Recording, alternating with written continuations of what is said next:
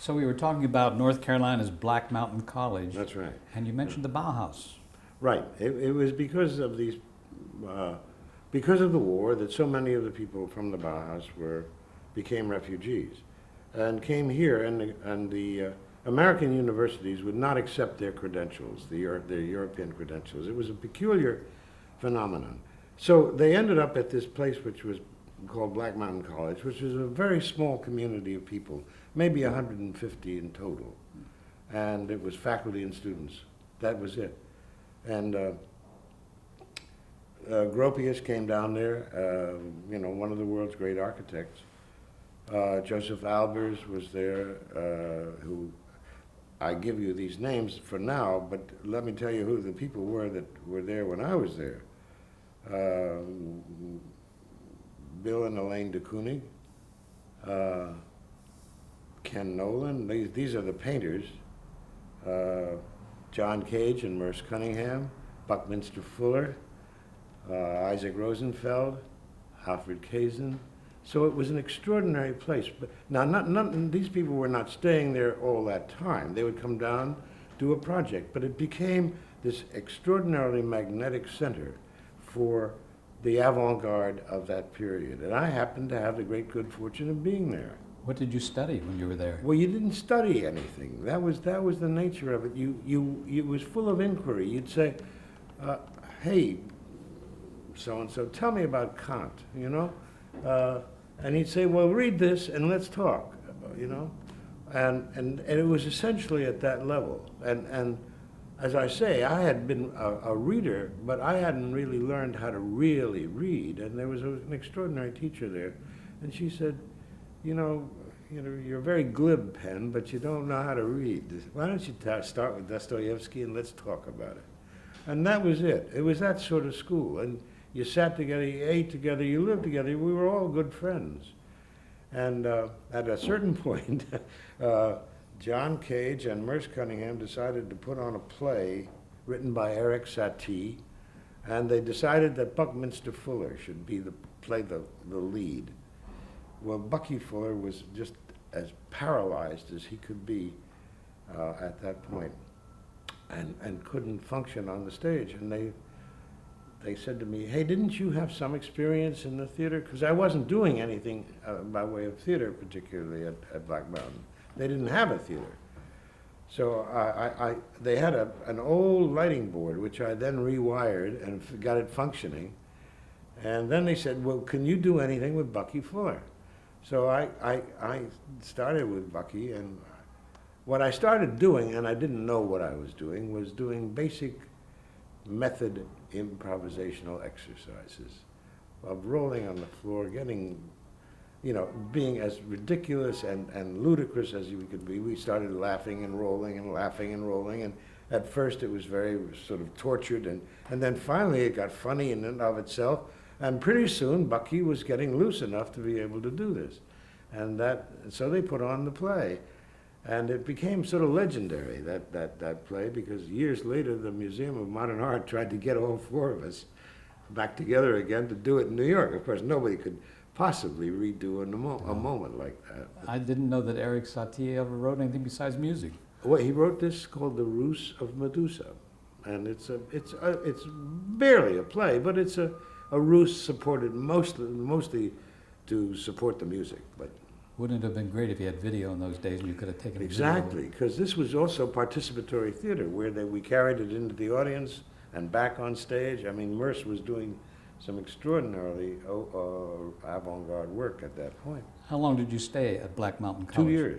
2 years. And then you went back to Europe? I went back to Europe. I had 2 more years left on the GI Bill, which was the most blessed thing that ever was. And I went to Italy and studied Italian. Where? In Perugia. And then 1 year and learned Italian, and then went to Florence for another year. And learned a little bit about Renaissance Italian poetry. Then when did you come back? When that 2-year period was up? Yeah, my GI Bill benefits ran out, and I'd about had it by that point. It was about time to get back to figuring out how I was going to live. So I came back to New York and I thought, gee, the experience I could put down on a resume is this stage managing and then running this unit in Europe. So I did. Couldn't get a job, couldn't get near Broadway. And some guy I ran into said, hey, they're hiring floor managers at NBC. I went over there and these credentials shone, brightly. So they gave me a job like that on the spot. I didn't know diddly about television. Do you remember who hired you there? No, I don't. No, I don't. Or who some of the executives were? I know Pat Weaver was there at that point, Mhm. because I ran into Pat later in time. Did you But- do any, I'm sorry, did you do any radio before you went to become a floor manager? Did you do any radio back here in the U.S.? No. It was really just off the boat and went looking for a job. 'Cause Terrific. So what were your duties? my Where- duties at the beginning were with some guy who was reading the news, and I would go, you're on, you're off, That was about the extent of it. And then a couple of weeks into the job, they said, yeah, we're going to send you over to the Colonial Theater over here on Broadway to be the third floor manager on the Colgate Comedy Hour. I didn't know what that was.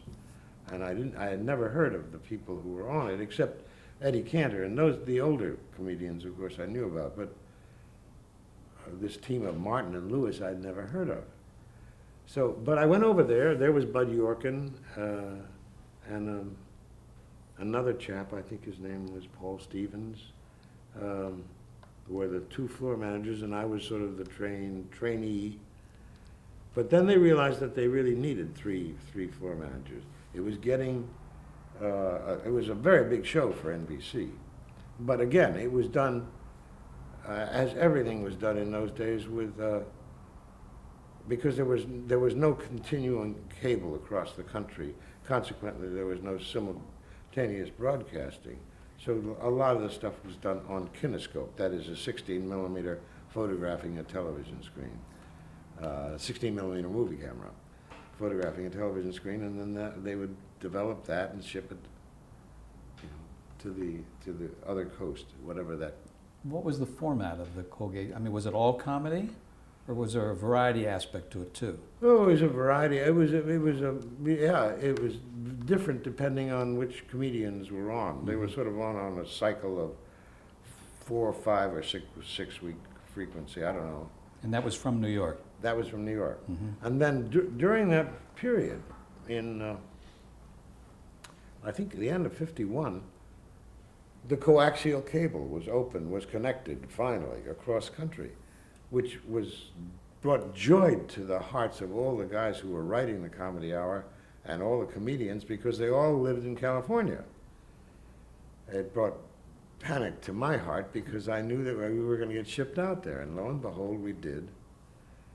And Norman Lear and Ed Simmons, who were the writers for Martin and Lewis, on the airplane did this song to the Red Red Robin. It's when the coaxial cable is laid. It was one of those things. Anyway, it took us, I don't know what, 8 or 9 hours to fly, maybe more, to the coast. And what happened then was we were supposed to start training floor managers out there. So it was just Bud and I now as the two floor managers. Who were the directors of the Colgate Comedy Hour?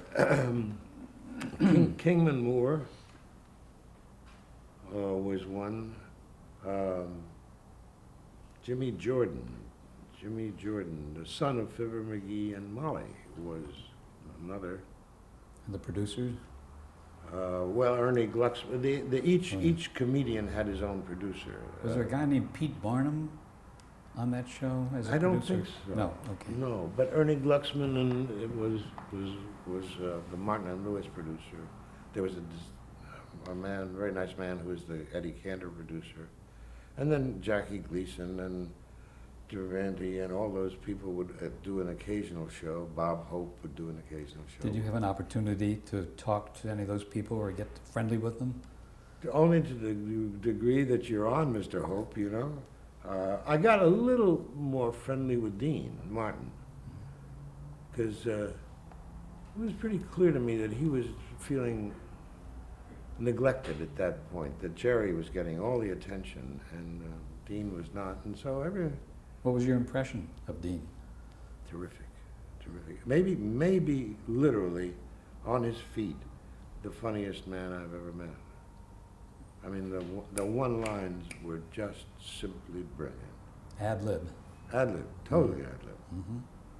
Mm-hmm. Describe that Colonial Theater where you were working, doing the Colgate Comedy Hour. Gee, I don't remember it very well. It was one of the old theaters of New York. It was no longer used as a legitimate theater, obviously. And I think NBC bought it and then fitted it out. It's since been destroyed, I'm sure. How many cameras were on the show? Always 3 cameras at that Mhm. point. I mean, 3 cameras were all we could handle technologically. I mean, everything was rigged up for 3 cameras. They were so huge, weren't they? Yeah, massive, massive machines. And this was even before there was a zoom. So they were all turret cameras, which meant that in order to change the lenses, you had to get off that camera, go to another camera, while that camera racked over and went to another lens. Did you study, I mean, informally study that process of the directing? You couldn't help but know it, because you'd have to know what the director was doing in order cutting, and watching this camera flip, and then see when he was ready and let the director know, or and everybody was feeding information back to the control room. And Bud and I did this for a relatively short time before we hired floor managers, and then we both went into the booth as associate directors. Mhm. And then that meant that we were doing a show every week from the control room, and that's where we got real knowledge. Do you just, in passing, did you recall any mishaps with any of these people like Jerry Lewis or Jackie Gleason or? Oh, just perpetual mishaps. I mean, essentially, it was a medium made up of Band-Aids. I mean, the technology was not up to the task, you know? Mhm. It was all live, so there was no tape. There was no tape yet at this point by several years. So the enormous terror of those days in television was, don't show the other camera. Somehow that was thought to destroy the mystery. Well, immediately Jerry Lewis came along and he started running out in the audience and running around and get on the other camera, and then everybody would have to follow him, so you'd see all of this mechanism. And that was his great gift, which was to disorder the mechanism. That must have driven the directors crazy. It did. Yeah. It did. It produced severe bleeding ulcer in one of them, to the point where he hemorrhaged in the control room. Pressure. Pressure. How much preparation did you have for the Colgate Comedy Hour? Did they rehearse for a week? They rehearsed about 4 days, Mhm. 4 days dry, and then one whole day on camera, and then we would do the show at the end of the day. Was there a particular host of the Colgate Comedy No. Hour? No. It was not like the Ed Sullivan Show. Mhm. No. Each star of that week was in effect the host. Did those stars that you mentioned seem to have any difficulty adapting to television, or did they treat it like theater and just you put the camera on them? Yeah, most of them treated it like theater. Martin and Lewis were the first people to understand that it was a medium of their time, and they were considerably younger than the other people, and so they began to use the medium. Let's go to when you became the associate director and you went into the booth. What did you do there? Well, essentially, there was a technical director, a director, and an AD. The AD would be getting the next shot ready on the next camera. In other words, if camera 2 was on, then I would be saying to camera 3, or to the TD, that camera 3 will be next on a 75 shooting across so-and-so. And then the director would say, take it. And then we would be on camera 3, and then I would prepare 1 for, etc. So, and each of them had, as I remember, 4 lenses. So they were racking turrets. So you were, you know, I had notes on this, but mostly you were carrying in your head what each camera was carrying by way of a visual equipment. But it was superb training for years later when the movies, by the time I hit a movie set at Warner Brothers, it seemed like a piece of cake to me. I mean, I must have radiated that attitude too, because they were very resentful, the old camera crew that had worked at Warner Brothers. Was, you know, they would say, "Yes, sir," but really hating it. And I'd say, "You're over here on a 35, and you know." Nobody told them about lenses. They knew the lenses. But of course, that was our life's blood in live TV. Sure. How long did you stay on AD then? I stayed on AD that part of that year, and then Martin Lewis and Eddie Cantor asked me to be the director of their shows the next year. In the meantime, I got a call from Fred Coe in New York saying, "Hey, Pappy."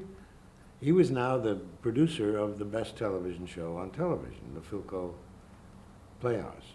You were in Hollywood at this I was point. in Hollywood Training floor managers. and hating it, Mm-hmm. and working as the AD. And he said, "You want to come east? I'm going to do a show called First Person, where we're going to try to figure out a dramatic form for the I short stories. That is, the short stories of great writers that are written in the first person." And I said, I'll be there tomorrow. And I kissed off the Martin and Lewis show and the Eddie Cantor show, and I took a plane and got back to New York. And he gave me the chance to do a few of these shows. Me and another director were alternating. And somewhere in the course, it was a replacement for The Life of Riley. A summer replacement. Summer replacement for The Life of Riley.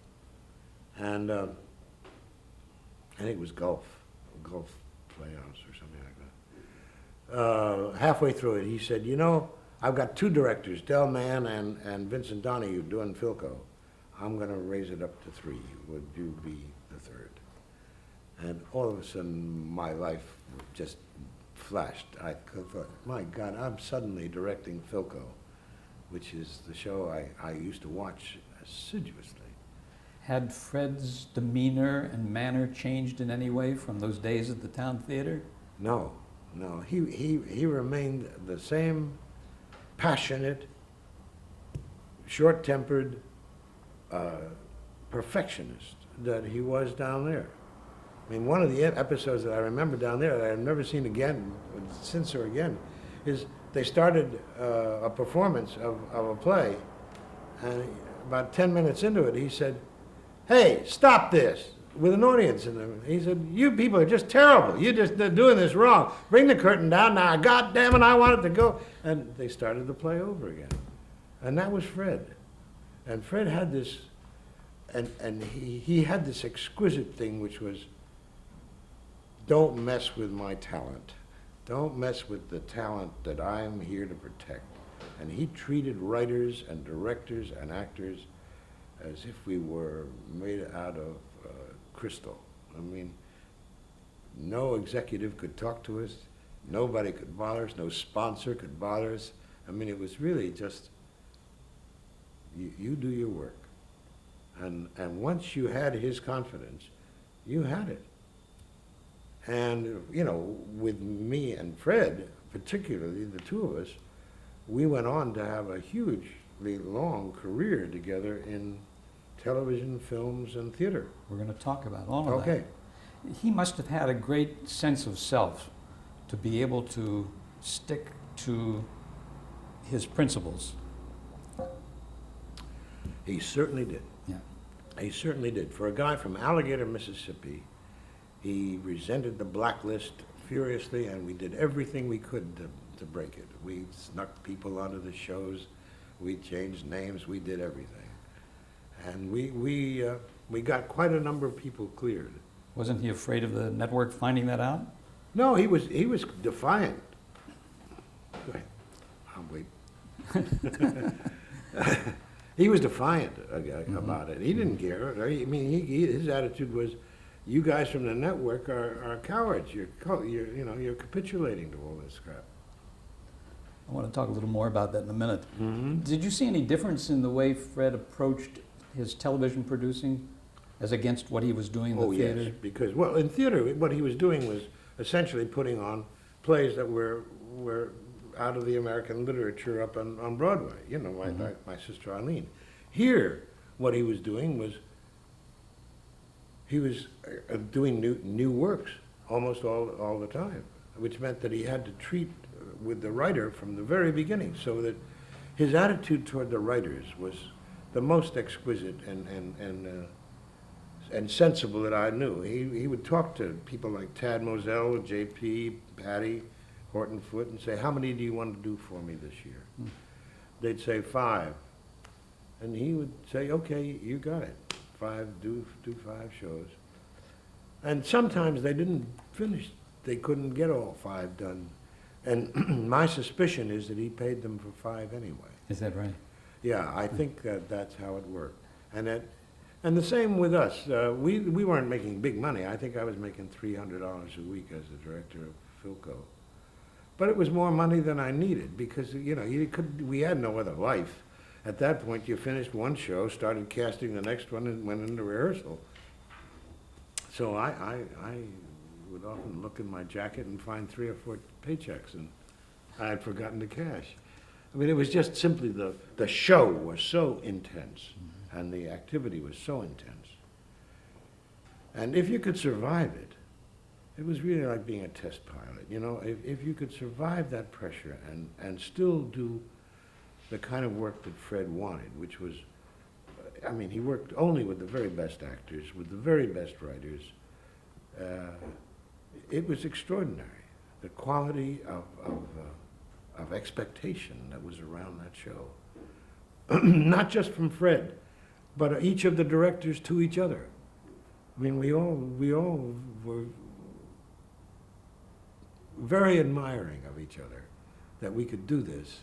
And to this day, I saw Del on Saturday, and we just throw our arms around each other, There was a communal spirit. Enormous communal spirit, enormous. We've talked about Fred's strengths. Dare we talk about any of his weaknesses? Oh, sure. His weakness was alcohol. Not that he was how should I say? He was not an out-of-control alcoholic by any means. But he drank too much, certainly for a person with heart trouble. And it would eventually, that along with some other things which we can talk about later, killed him. But Fred was a man of enormous passion, great passion for the work, and a terrific sense of humor. A terrific sense of appreciation. I remember doing a show with Walter Matthau, and I don't know what it was that happened, but I would hear this. That was Fred's sort of signal response to something that really broke him up in the dry rehearsal when we weren't even on camera yet. But he would just be walking around watching, and that meant more to me than the $300 a week. So he did have a sense of humor. Oh, enormous! Yeah, terrific sense of humor. Sure, we did. Well, when we get to the theater, I'll tell you about all the things we did in the theater. Okay. What were some of the challenges of directing the Philco Playhouse? Well, the biggest, and this gets into the area of aesthetics. Yes. What would happen is we would rehearse the show in a hotel ballroom, dry, no cameras, just tape on the floor, with these very good actors. Then the director would go home near the end of the week with floor plans and these plastic overlays for a 35 millimeter lens, a 50 millimeter lens, etc. And we would lay out, shot by shot, the entire program of shots. And then we would give that to the technical director, who in turn would make up a list for each of the cameramen. So that was a highly technical and somewhat regimented aspect of the show. But you have to then set that to one side and say, wait a minute. I'm working with exquisite actors who, when they perform, you can't exactly predict exactly the moment when you want to cut and whether or not you want that cut. It may be true all through the preparation, it may be true all through the dress rehearsal, but on the air, you've got to stay sensitive to that relationship with what the actor is doing and edit in your mind. Maybe you won't take that shot. If somebody is really wailing beautifully, and we had these actors like Kim Stanley and Julie Harris, and you name all of the future stars virtually of America, they were all there, Paul Newman, etc.